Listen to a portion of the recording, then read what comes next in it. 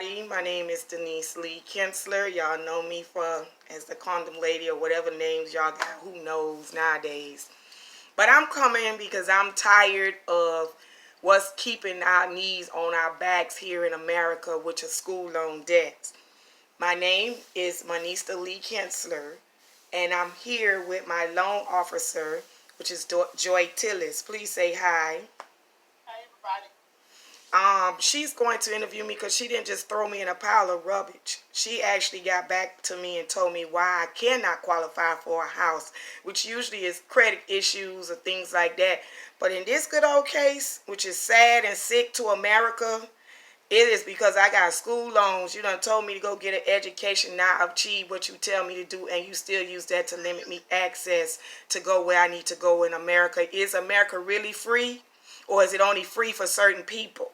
So we need to talk about this. We need to come up out of our shelves, out of our closets, and speak about what's keeping people, companies, banks, knees on our necks. Now, Joy, can you please resume? Okay, so thank you, Denise, for having me. I really appreciate it. And, as I was telling you earlier, this is a very sensitive topic. A lot of people in our community, they don't want to have this conversation, but we need to have the conversation because we have a generation of children who are falling into the same trap. And before we get started, I just thought about a news article that I saw. It was about some young men who graduated from high school in Chicago. And an entire grade of high school graduates, maybe 100 young men, they are going into college. Now, I was ripping and running so fast that I did not get time to read it, but something popped up in my mind this morning as it relates to them going to college. And my question is, I wonder if they are getting grants or scholarships, or are they pushing these young men into higher education with student loans? Because it looks good on paper to say, hey, 100 young men in Chicago all going to college, great. But the reality is, how are they going to pay for it? Because when you look at it, we are already as a black community at a disadvantage. When it comes to home ownership, there's a large gap, and student loans are one of the major things that prevents us from buying homes. But every year, we have thousands of our young black men and women going off to school and incurring more debt. That's putting us further and further into this financial trap. So with that being said, again, I want to thank you for the opportunity to talk to you. And thank you for having me. Yeah, I really appreciate it. You are a teacher. I am a teacher. And with this information, I do believe that those who want to listen will, those who want to learn will, and those who want to make change and adjustments will do just that so we can start leaving an inheritance to our children. So do you think that they misleading a lot of us to go to school with the dream of chasing American dream nonsense, and then you go and you had other skills, other trades that you wouldn't even needed to go to school. Now you done incurred gaps. So is that like a form of bondage to keep them where you have to work for somebody because you got all this debt? Do you think that's the new set? That's a setup, another form of slavery to keep you at bay? Because why would you tell me to go to school? I would have never went to college if I'd have knew that, number one, I'm not paying for my degree. I'm not getting paid for my degree. I'm being told I'm overqualified, or we gonna hire you, but we're not paying you for your degree. What's the purpose of having it? I didn't come out of college with a $75,000 job. I've never been compensated for my degree. Now, how am I going to pay $120,000 loans if for the last 20 years all I've been getting is piece of jobs that keep excluding my education, but you want my knowledge of my education? Or is it that you just didn't think because I was a sister that I have an education? Because most people really think you are uneducated. They already have a mindset that only black women are known as for shaking our ass. Okay, that's a very loaded question. And I want to start back by just thinking about my situation and make it personal. When I was in high school, there were several vocational programs. It was the norm. Cars, we had home economics, we had photography, and so many others that I can't even remember. It was just a part of the educational system to provide vocational, classes and skills so that people can go straight to work. And so that was the norm for so long. You know, when people graduated from high school, they had a skill and they could use it to go get a job. And what happened was there was a shift in the way I think that, you know, we were thinking in terms of American people. And so the buzz was to send people towards higher education, especially black people, because when you look at it, black people were excelling in vocational skills. You understand? We were excelling in that. But when you sell us on higher education, now we have to go and get a degree that's just a certificate that's worth thousands of dollars and go ask someone for a job. So my situation was when I graduated from high school, I didn't want to go to college. I graduated at like 17. I graduated very early because my life was spent at a Catholic school. So I was able to graduate very early, and I did not want to go to college because it was foreign to me. It was strange. I wasn't ready mentally, physically. It was just a lot going on with me, and I had anger issues. And I told my mother, I said, you know, if I go to college, they're gonna kick me out. I said, Mama, please don't send me to college because they're gonna kick me out. And I knew that if anybody said something to me that I didn't like, I was gonna, girl, I was gonna tear that dormitory down because I'm just, you know, when it comes to being around a bunch of women, and when I was young, you know, that just wasn't my cup of tea. So do you think they tell you to go to college? That it's like, go to college, get a degree to work for somebody who has no degree. Is that a new come up? So now your focus is just to go to get a comfortable income and never rise to all the potential that God has created in you. I mean, but let me finish what I was saying. So when I learned nails, I learned how to do nails, I learned how to do hair, and I was making money before I graduated. So instead of going to college, and as I expressed, it just wasn't for me. I went and I opened up my own nail salon, and I had 3. So at that, I didn't need a college degree. You know, I was making money, and that's the reality that I think we need to think about. We keep pushing our children into higher education, but not focusing on other things and other options that they have available to them. Because when, you know, I didn't have to ask anybody for a job. I created my own. That's what I'm talking and about. not just my own job. I created my own business. Me too. And so I think that in some regards, we put too much emphasis on the government and what they tell us, but we bear the burden of having some responsibility too. And that's the basis of this conversation because parents are first teachers. You know, society is not going to teach you everything that you need to know to be successful. Society is going to teach you how to function in a capitalistic society. So you to pray. To always be giving and giving. You to pray. And never receive. And they the wolves. So my question to you is, this is my question to you. When you graduated from high school, what was your journey? Did you think vocational or did you go straight into college? Pretty much similar to you, but it was for typing. My grandmother made me take typing in the 9th grade. And that was a very needed skill set for me because, of course, I am a writer. And being that I'm able to do administrative work, my first job was with the Attorney General's office. I was only 18 when I had my first real job, and I was 19 working for Merrill Lynch typing. Eventually, I was working at Barry University when I was 21, 22, and opened up a service called Quick and Easy Typing and Secretarial Services. And I had that for 4 years, just typing. I didn't have to have no degree, and it was easy for me to get a job. But I got my degree when I was about 27, 28. And after getting the degree, then all of a sudden, I couldn't get the jobs that I got because it's like they saying, oh, you got to pay me for my education. Hey, hubby, look at you, handsome. Say hi to the camera. Hello.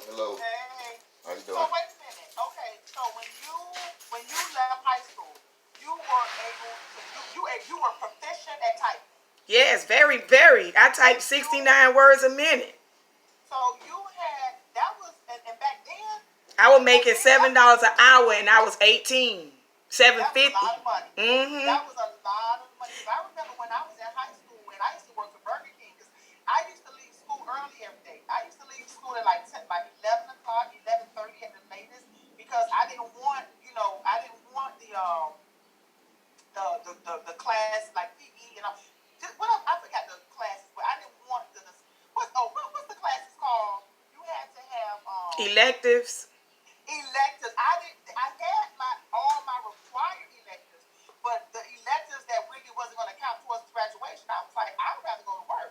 So I went to work every day, and I would leave at like 11:30.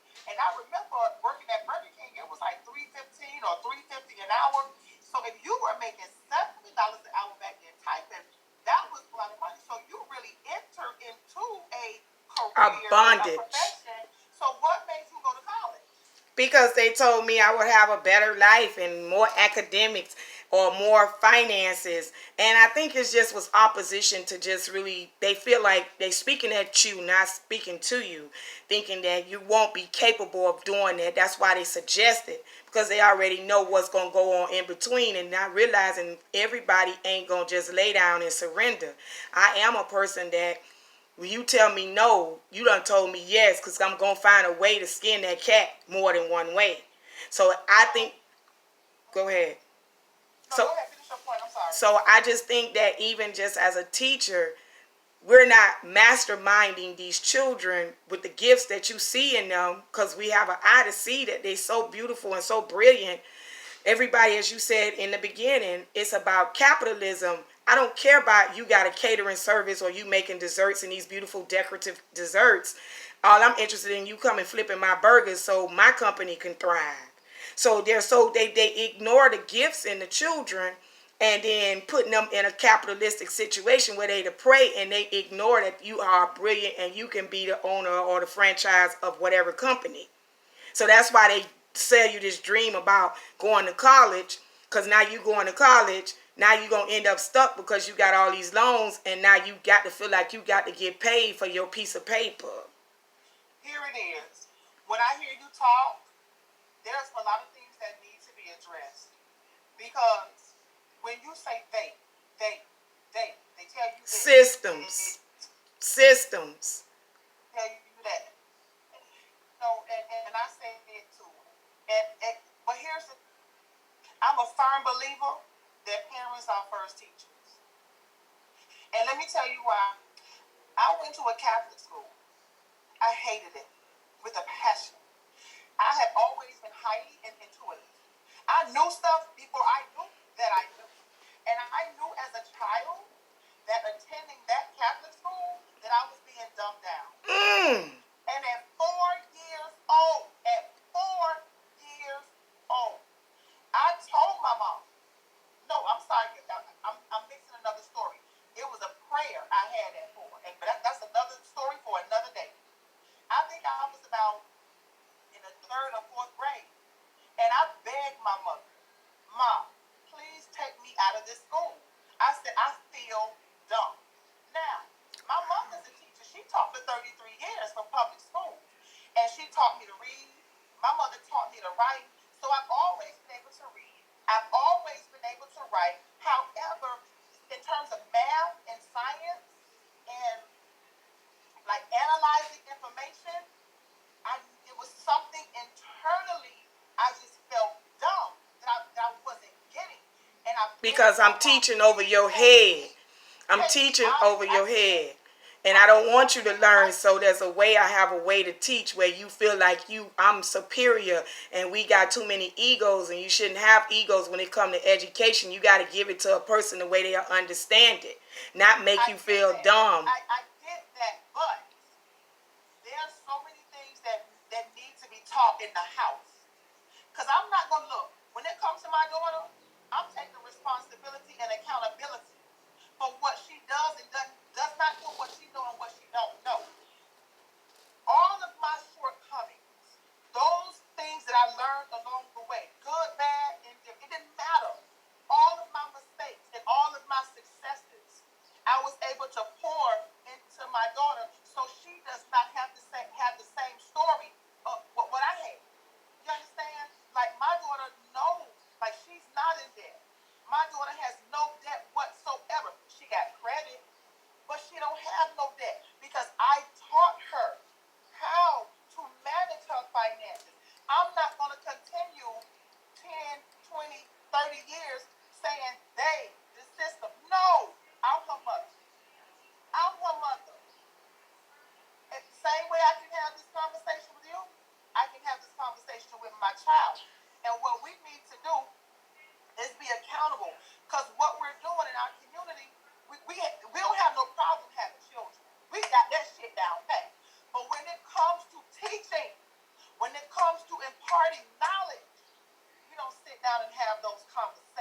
We could And show look then, good though, and be but wearing Jordans. and then when it gets to, even like I was talking to Dennis, and you know who Dennis is. You don't have to tell people who Dennis is because you may want to keep that private. But when I was talking to Dennis, he said the same thing. He said, this is stuff that they don't want us to know. They don't want to talk about this, and then we get in this situation. It's all jacked up. And when it's time to get a house, we can't. And I'm listening to him like, yeah, but parents are first teachers. We spend. Look at us as a community. Go to church every Sunday. Tell us to name it and claim it. We sit here listening to the same stories over and over and over again. It's not helping us financially. It's not helping us make better financial decisions. You sit in church every Sunday for 30, 40, 50 years of your life, but you didn't learn what a debt ratio is. You don't know how to calculate your housing expense. You don't know what percent not to go over on your credit card. Right? That's real. It's like, at what point are we going to stop? Because Malcolm X said best. You can't let your enemy educate your children. You cannot allow your enemy to educate your children. We, as parents first, we bear the burden of educating our children. I ain't going to even put this on the system no more because I'm tired of hearing that. We are a part of an oppressive system that is designed to disenfranchise us. That's the reality. So if we know that, when are we going to take 15 steps back, sit at the kitchen table with our children, and start teaching them about finance? Well, I'm in a process. I be telling my children, the students, that you should get investments, start with Robinhood or something small. And when you get 18, you have everything you wear on your body, you can get a share in. You should be proud to wear it if it's making money for you, not just because it make you look good. And you're right, I can't teach anything I'm not educated about myself. So you have a lot of us as uneducated trying to raise and rear children, but we're lacking the components that's going to make them thrive. And that's why the propaganda keep permeating, keep perpetuating cycle after cycle, generation after generation. And that's if you don't know, if nobody never told me I'm ignorant, how do I know I'm operating in ignorance? It's just like if you using vulgarity and you cursing all the time, that's probably normal for you if that's what all you hear. So now you come into a setting where people don't talk like that and they're offended, rather than recognizing, wait, that may not be normal for you, but that might be somebody else's norm. So you have, again, go back to systems that are only designed for, I believe a board of directory was made by well-to-do rich white people. Meaning they ain't got to get paid for all their work they doing and the advice they do. So now you try to structure a board with a black organization. What's the most main thing people concerned about? I'm not doing all this for free. I got to eat. I'm hungry. I can't afford this. So we be trying to apply systems that don't fit for the people who you trying to serve. And let me piggyback off what you're saying, because when you say ignorance, and I always tell children and adults too, because they don't understand the meaning of the word, when ignorance basically means just what you said, you don't know. And what we don't know collectively, I think as a community, is that we have choices, right? I remember when my daughter, because see, I wanted to do better because my mom is very successful. Yes, and I love her. Very successful in her career, her finances. Like my mother, she retired like 45 years old. My mom ain't nothing to play with, okay? She looked little. That's where you get it from. Financially, my mom ain't nothing to play with. And so, even though, certain things have to deal with our relationship, that's neither here nor there, I saw my mother grind. I saw her, get money. I saw her, she ain't worried about nothing. And I wanted to be like my mom in terms of my money, my finances, and the way I maneuver in this financial system. I wanted to be like my mom because I saw her success. And so we have to understand that it is a domino effect, because my daughter wants to be successful because she sees my success and the success of her grandmother. And my my son is the same way. When he recognizes grind. I remember when my daughter, she graduated from high school, and she tried everything she could to get into college. I mean, she caught hell. If it wasn't one thing, it was something else. And she started, but my daughter is not a bookworm, so she really wasn't producing the way she was supposed to be producing, but at least she was trying. So and what is the steps we going to do to bring change to the people so they can understand they need? But you ain't let me finish my point. I got to finish my point. And so, let me finish my point. And so, she ended up dropping out. I think she dropped out. I forgot. It's been a while. But she ended up trying to get back in school. And for some girl, it didn't work. It was one a problem with financial aid after the next. Every time she applied for financial aid, they wouldn't give it to her. And so the next thing would have been loans. And I forgot what happened, but it just did not work. And I told her one day, and she was so frustrated. She was crying. She felt bad. She was in depression because she saw all of her friends in school, all of her high school friends. They were in college. And she saw herself struggling, not able to get in. And I sat her down one day. I said, you know what? Maybe college is not for you. I said, why do you keep trying to get somewhere? And clearly, it's like I feel like they're showing you they don't want you to be in there. And so now she's a business owner. No college debt, no college degree. She went into, I assisted her in opening up her own business that she didn't even know she was going to open. It that literally fell into her hands because she was watching me. And now she has a small business, and her products are sold global, all over the world. Amen. Africa, Alaska, Canada. I mean, she's global. And so I think we need to understand, the point I'm trying to make is, we need to understand that sometimes it's just not meant for us. And we have other options that we need to entertain because the world is full of opportunities. Look at these Hispanic people that come to America that can't even get into a lot of government positions because they don't have, the classification as a citizen, however that works, but they go into HVAC, plumbing, tile, welding, car repair, home renovation, and they do exceptionally well, making more money than we do because of a vocational skill. But we sending our children off to college to get a piece of paper, only to find out, like you said in the beginning, it's worthless. Can't even use it. Mine's sitting right there. All it do is collect dust. And it is not paying for itself. If it don't make dollars, it doesn't make sense. I was supposed to be going to Howard, and I changed my mind because of all the obstacles that's going on with me trying to purchase property. And all of a sudden, I keep getting thrown up for a degree I've never been paid for. What's the purpose of going to get another degree just for somebody to say, wow, you did it? Your words and flattery don't impress me. It takes dollars to make change. And if you just giving me words, you really was just in your mind. You didn't think I had what it takes. I don't need validation no more. I'm not even trying to purchase a home for validation.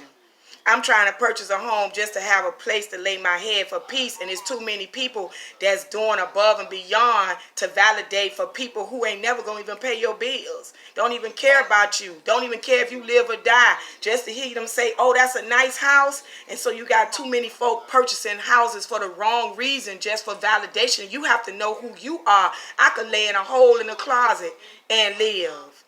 I'm good. And that piece of paper behind you is worth almost $130,000. And we haven't even added interest on top of that. And that's something that people don't understand. That degree that's sitting on Bae, I can hear you way in here. That's almost $130,000. If we add interest on top of that, you're looking at maybe $210,000 for that piece of paper behind you. And can I cash it back in? Can I please? Let me get my value for my degree back, and they can have the degree, because I've never made money with my degree. It's just like what I got it for. It's a burden that's being utilized to keep people corporations, companies needs on my back to keep me from elevating. I honestly feel like when you're black and you don't get a piece of paper, I think they stop paying you for your education because number one, it really was just opposition to just derail you. It was something where you can't achieve that anyway. So now you achieved it. Now the excuse is you overqualified or we can hire you, but we can't afford to pay you for your degree. Now, if I was another nationality, I'll get that plus and get paraded and accoladed and all whole promoted. But now when you're black and you got a degree and they pushing this so much on our young black generation about going to school, going to this school, and you're going to get that, and they don't realize how much money. And that's the only time the government really give you money is when you're in college. So you need to be buying a house. You need to be doing all that while you're in college. When you get your financial aid, your student loans, you should be purchasing property and being in investment clubs. So when you get out and if society don't pay you for your education, it's still going to make you money with the denial and the lack of access that they're giving us. Because that's something I want to make probably 2 points, and I hope I don't forget. Number one, most people that go to college, when they graduate, they don't even work in the field that they have the degree in. Number two, especially for public servants like teachers that go into education, when you look at the amount of money that they owe on their student loans, it's ridiculous because they don't even make enough money monthly as a teacher to afford to be able to pay for the student loan. And so, something else that people don't think about. Private colleges are very expensive. You can go to a public institution and let's say a degree is $30,000. Go to a private school and that same degree is $60,000. And so I think if people are going to go to school, if we're going to continue to send our children to college, make sure it's a job on the table that's going to pay them and some for their degree. We got to be realistic and start asking our children, what do you want to be when you grow up, right? Like finding out what interests them, finding out what makes them happy. Okay, if your child likes to sew, you need to get them a sewing machine. I mean, go to the Home Depot. They have workshops to teach you how to do home improvement. Children need to start traveling, and so we can open up their eyes to different ways of living and different ways of more than one way to skin that cat. Because we should not always have to go ask somebody for a job. We should be allowing our children to create their own and supporting them in their efforts. For me, as a real estate agent, I'm far behind where I should be because I did not get the support that other people get.